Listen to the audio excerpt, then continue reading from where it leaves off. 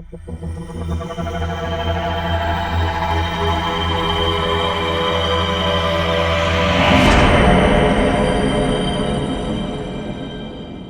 நேயர்களுக்கு வணக்கம்.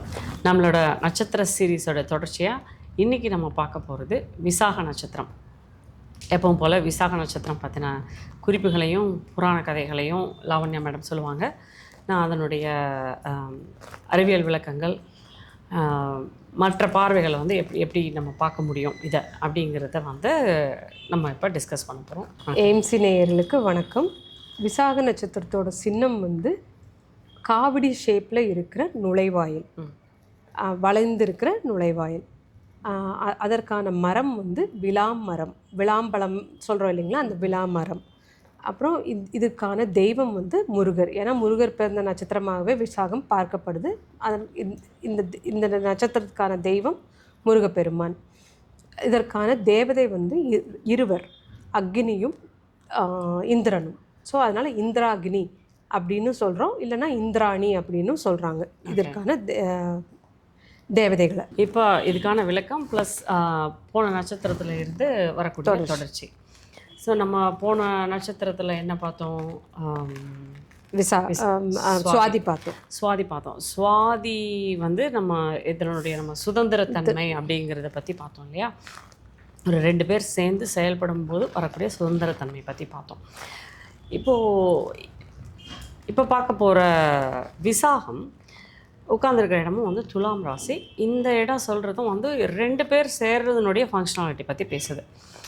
இப்போ நம்ம இங்கே பார்த்தோம், தேவதைங்கிறது வந்து இந்திரனும் அக்னியும் சேர்ந்து செயல்படுறாங்க. இப்படி சேர்ந்து செயல்படும் போது வரத்துக்கான ஆற்றலுடைய மூல ஆற்றல் வந்து முருகன்கிற சக்தி கிட்ட இருந்து நமக்கு வருது. நமக்கு எல்லாத்துக்குமே தெரியும், முருகன் உருவான கதை தெரியும்.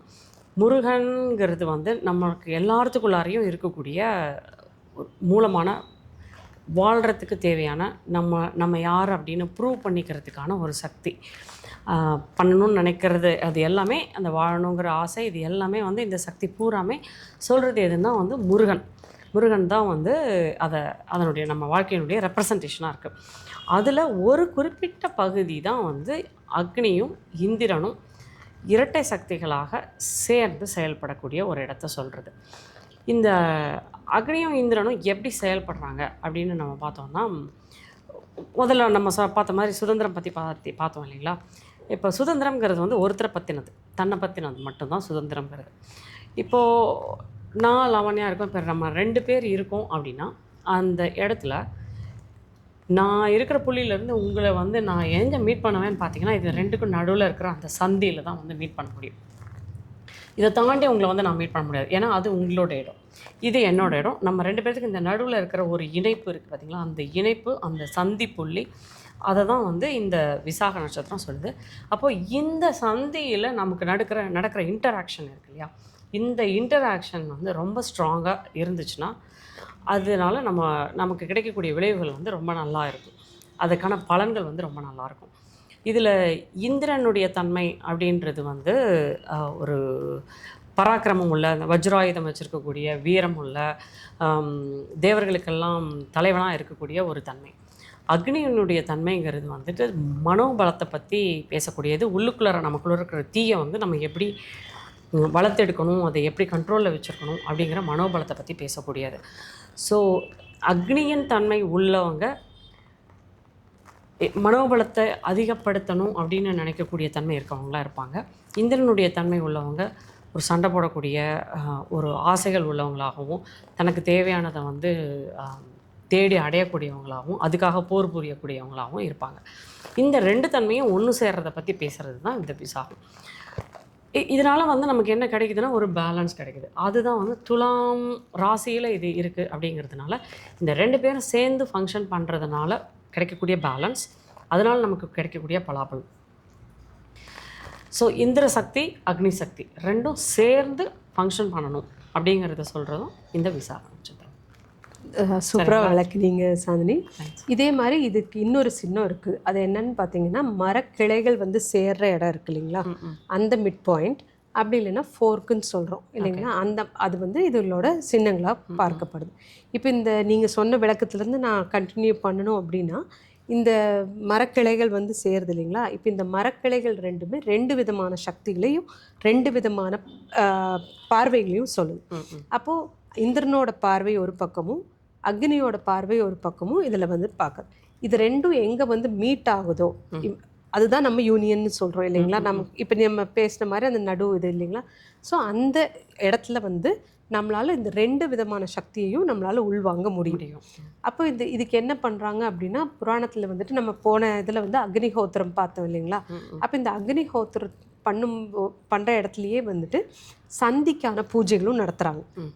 அப்போ இந்த சந்திக்கான பூஜைகள் நடத்தும் போது இந்த மாதிரி ஒவ்வொரு காலம் மாற்றம் நடக்கு இல்லைங்களா?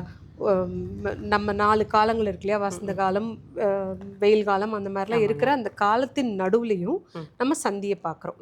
அதே மாதிரி ஒரு ராசியிலேருந்து இன்னொரு ராசியில் போகிற அந்த பகுதிகள்லையும் சந்தியை பார்க்குறோம். அப்புறம் காலை மாலை அப்படிங்கிற மாற்றத்துலேயும் சந்திகளை பார்க்குறோம். இந்த மாதிரி எல்லா சந்திக்குமே வந்துட்டு நம்ம பூஜைகள் பண்ணுறாங்க. ஏன்னா எதுக்குன்னா சுமூகமாக அந்த மாற்றம் ஒரு இடத்துல இருந்து இன்னொரு இடத்துக்கு மாறுறது சுமூகமாக மாறணும் அப்படிங்கிறதுக்காக இந்த சந்தி பூஜைகள் பண்ணுறாங்க. இப்போ இந்த சந்திகால இந்த சந்தி பூஜை பண்ணுறதுல வந்து என்ன ஆகுது அப்படின்னா, நம்ம 2 பேரையுமே இந்திரனையும் அக்னி 2 பேரையுமே வணங்குறோம். அப்போ ஒருத்தரை வணங்கினா கிடைக்கிற பலத்தை விட இப்போ டபுள் மடங்கு பலம் நமக்கு கிடைக்குது. எதுக்காக அப்படின்னு பார்த்தீங்கன்னா, இந்த சந்தியில் இருக்கிற கோள்கள் இருக்கு இல்லைங்களா? அது வந்து எப்படி இருக்கணும் அப்படின்னா, பொறுமையாக இருக்கணும், திடமாக இருக்கணும், அதே மாதிரி ஆர்ப்பாட்டம் இல்லாமல் இருக்கணும். இதைத்தான் வந்துட்டு நம்ம அந்த இப்போ நம்ம ஜாதகத்துலேயே சில இடத்துல வந்துட்டு சந்தியில் இருக்கிற கோள்கள் இல்லைன்னா இந்த ஒவ்வொரு தசா மாறும்போதும் சந்தி காலம்னு சொல்கிறோம். அந்த பீரியட்லாம் நம்ம எப்படி இருக்கணும் அப்படிங்கிறத குறிப்பிடுறதுக்காக தான் இந்த பூஜைகள் நடத்தப்படுது. ஸோ பொதுவாகவே சந்தி காலத்தில் வந்துட்டு ஒரு அஜிடேஷன் வரும். ஏன்னா ஒரு பீரியட் ஃபுல்லாக முடிஞ்சு இன்னொன்று ஆரம்பிக்குது அப்படிங்கும்போது அதுக்கு அடாப்ட் ஆகிற அந்த பழசில் இருக்கிற கம்ஃபர்ட்டை விட்டுட்டு புதுசுக்கு அடாப்ட் ஆகணும் அப்படின்ற ஒரு இடம் வந்து எல்லா சந்திலையும் நிகழும். கண்டிப்பாக அதை வந்து சாந்தப்படுத்திக்கிறதுக்காக தான் இந்த பூஜைகள். ஆமாங்க, ஆமாங்க, சரியாக சொல்லணும், கரெக்டாக சொன்னீங்க. அப்போது இந்த இடத்துல பார்த்தீங்கன்னா, இப்போ நம்ம சனி இருக்கார் இல்லைங்களா? சனிங்கிற கோள் வந்து நமக்கு பொறுமையை சொல்லி கொடுக்கறது, பெர்சிஸ்டன்ஸை சொல்லி கொடுக்கறது, விடாமுயற்சி இல்லைங்களா? ஒரு இடத்துல ஸ்டெபிலிட்டியாக இருக்கிறது எப்படிங்கிறதெல்லாம் சொல்லி கொடுக்குற கோள் தான் அதோட தன்மைகள் கொண்டது தான் சனி. அப்போது அதுதான் சனி வந்து இந்த நட்சத்திரத்தோட ஸ்டார்டிங் பாயிண்ட்டும் பழைய நட்சத்திரம் இருக்கு இல்லைங்களா? போன நட்சத்திரம் வந்து சுவாதி இருக்கு இல்லையா? அதோட எண்டிங் பாயிண்ட். இது ரெண்டும் சேர்ற சந்தியில் தான் அவர் உச்சமே அடைகிறார். ஓ சரிங்க.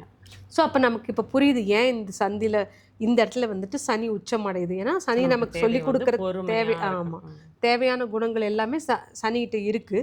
அதனால இங்கே வந்து அவர் உச்சமடைகிறதா. சந்தியை டேக்கிள் பண்ணோன்னா சனிக்கு இருக்கிற குவாலிட்டியை நம்ம மெயின்டைன்தோம்னா அந்த சந்திங்கிற காலகட்டங்களை வந்து நம்மளால் சமாளிக்க முடியுது. அப்போது இதே வந்து இந்த நட்சத்திரத்தோட கடைசி பகுதியான 4ஆம் பாதம்னு சொல்கிறீங்களா? ஒவ்வொரு நட்சத்திரத்துக்கு 4 பாதம் இருக்குதுன்னு நம்ம ஆரம்பத்தில் பார்த்தோம். அதில் இந்த 3 பாதம் வந்து ஒரு ராசிலையும் இந்த ஒரு கடைசி 4ஆம் பாதம் வந்து அடுத்த விருச்சிக ராசிக்கு போயிடுது. அப்போ இந்த பகுதியில் வந்து சந்திரன் நீச்சம் அடைகிறார். ஏன்னு கேட்டிங்கன்னா, சந்திரனுங்கிறது பொறுமை இல்லை, எப்போவுமே மூமெண்ட்லேயே இருக்கிறது, மாறிட்டே இருக்குது. ஒரு நிலையில் இல்லாத தன்மை இருக்குது இல்லைங்களா? அப்போ அது வந்துட்டு இந்த நட்சத்திரத்தில் வந்துட்டு அதிக அளவில் செயல்படுறதுக்கு கஷ்டமாக இருக்கிறதுனால இங்கே வந்து சந்திரன் நீச்சம் அடைகிறதா சொல்கிறோம். ஆனால் உண்மையிலே பார்த்தோன்னா சந்திரன் இங்கே நீச்சம் அடையல, ஒரு பார்வைக்கு தான் நீச்சமாக தெரியுது. ஏன்னா சந்திரனுக்கு நீச்சம் வந்துட்டு அடுத்தது மாறிடும் கொஞ்ச நாளில். இப்போ வந்து நம்ம முருகரோட கதை பார்த்தோம் இல்லைங்களா? முருகருக்கு வந்துட்டு கார்த்திகை பெண்கள் தான் அவங்கள வளர்த்துறாங்க. அப்போது இங்கே தாய் வந்து வளர்க்கல இல்லை அப்படின்றது வந்து நீச்சம்னு சொல்லப்பட்டாலும் கடைசியில் அந்த 6 குழந்தைகளையும் ஒன்றா சேர்க்கறது வந்து பார்வதி தான் பண்ணுறாங்க இல்லைங்களா? 6 குணங்களையும் ஒன்றா சேர்க்குற அந்த இது. ஸோ அப்போ திரும்பவும் நீங்கள் சொன்ன மாதிரி இப்போ திரும்பவும் அந்த தாய்மை உணர்வு இங்கே வெளிப்படத்தான் செய்யுது. அதனால் சந்திரனுக்கு ரியலாக நீச்சம் அப்படிங்கிறது கிடையாது. அது நீங்கள் மென்ஷன் பண்ணுங்க. சந்திரன் வந்து இங்கே நீச்சானாலும் அந்த நவாம்சம் அப்படின்ற ஒரு இதில் வந்து மறுபடியும் அது கடகத்துக்கு போயிடும். ஆமாங்க, அதனால் ரியல் நீச்சம் கிடையாது. விசாகம் 4ஆம் பாதம் வந்து நவாம்சத்தில் கடக நவாம்சமாக மாறிடும். அதனால் இதுக்கு ரியல் நீச்சம் கிடையாது.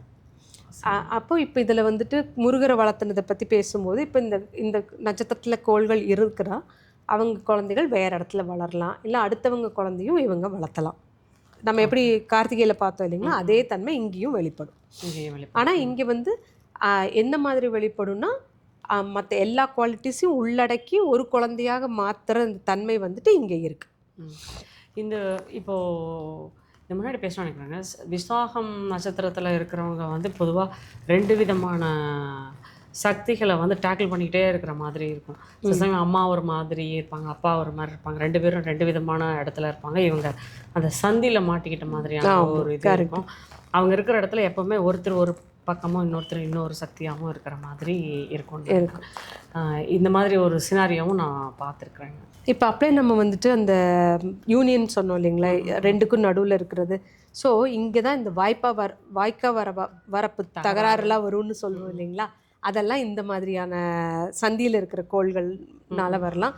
இல்லை சந்தியில் இருக்கிற கோள்களில் வந்து இன்னொரு இது என்ன அப்படின்னு பார்த்தீங்கன்னு வச்சுக்கோங்களேன், இவங்களோட இடத்துல வேற ஒருத்தர் பாதை அமைச்சிருப்பாங்க, இல்லை இவங்க இடத்துக்கு போகிற பாதையை இன்னொருத்தர் வந்துட்டு ஷேர் பண்ணுவாங்க. அப்போ இந்த பொது இடம்னு சொல்லுவோம், பொது பாதைக்கு விடுறோம் அப்படின்னு சொல்லிங்கன்னா, இது எல்லாமே இந்த சந்தியில் வர்ற குணாதிசயங்கள் தான். சூப்பருங்க. இது எனக்கு பர்சனலாக கூட சொல்லுவேன். எனக்கு அது ஒரு குறிப்பிட்ட கோள் அங்கே இருக்குது. அதனால் இந்த பாத பிரச்சனை ஒரு பெரிய பிரச்சனையாக இருக்குது. இன்னொன்று கூட இப்போ சொல்லிட்டு இருக்கும்போது ஞாபகம் வந்தது, நம்ம இது வந்து ஆர்க்குன்னு சொன்னீங்க இல்லைங்களா.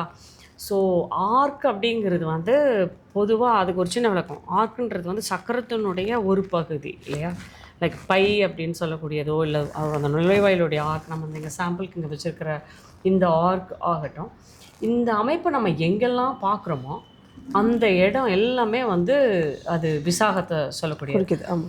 இப்போ நான் சொன்னீங்களா விசாகத்தில் இது எனக்கு ஒரு கோள் இருக்குன்னு சொல்லிட்டு, என்னோடய வீடு கட்டும்போது நான் வந்து அடம் பிடிச்சி அந்த நுழைவாயில் வைக்கணும்னு சொல்லிட்டு வச்சேன். கண்டிப்பாக வேணும், ஏன்னா அது எனக்கு அது பிடிச்சிருக்கு அப்படின்னு தோணுச்சு. கொஞ்சம் ரீசெண்டாக கொஞ்சம் பேர் பேசிகிட்டு இருக்கும்போது கூட அவங்க இந்த ஆர்க் பற்றினா அது மேலே அவங்களுக்கு இருக்கிற விருப்பத்தை பற்றி சொன்னாங்க. ப்ளஸ் இந்த சக்கரங்கள் அப்படின்றதும் வந்து பை அப்படின்னு சொல்லக்கூடியது, இது எல்லாமே வந்து ஆர்க் ரிலேட்டடாக இருக்குது இல்லைங்களா. இது எல்லாத்தையும் இந்த விசாகம் சொல்லுது. ஆமாம். அது இல்லாமல் இந்த ஆர்க் வந்து எப்படின்னா வெற்றியை கொடுக்கக்கூடிய ஆர்க். ஸோ முருகனுக்கு நம்ம காவடி எடுக்கிறோம் வந்துட்டு ஆர்க், முருகனுக்கு வந்து காவடி ஆர்க். அது வேற எந்த சாமிக்கும் காவடி எடுக்கிறது இல்லை, ஆனால் முருகனுக்கு மட்டும் அதே அந்த ஆர்க் ஷேப்பையே எடுத்துக்கிட்டு போய் காவடி எடுக்கிறாங்க. ஸோ இந்த மாதிரி இன்ட்ரெஸ்டிங் விஷயங்கள் வந்துட்டு விசாக நட்சத்திரத்தில் இருக்குங்க. சரிங்க, ரொம்ப நல்லதுங்க. இன்றைக்கி வந்து விசாக நட்சத்திரம் பற்றி ஓரளவுக்கு விளக்கமாக பார்த்தோம். இது வரைக்கும் பார்த்ததுக்கு மிக்க நன்றி. எங்களோட வீடியோ வந்து உங்களுக்கு பிடிச்சிருந்துச்சுன்னா லைக் பண்ணுங்கள், ஷேர் பண்ணுங்கள், சப்ஸ்கிரைப் பண்ணுங்கள். உங்களுக்கு என்ன டவுட்ஸ் இருந்ததுனாலும் கீழே கமெண்ட் பண்ணுங்கள். நம்ம மேலே வந்து எந்த கேள்விகள் இருந்தாலும் கேளுங்க, மேலே பேசலாம். மிக்க நன்றி.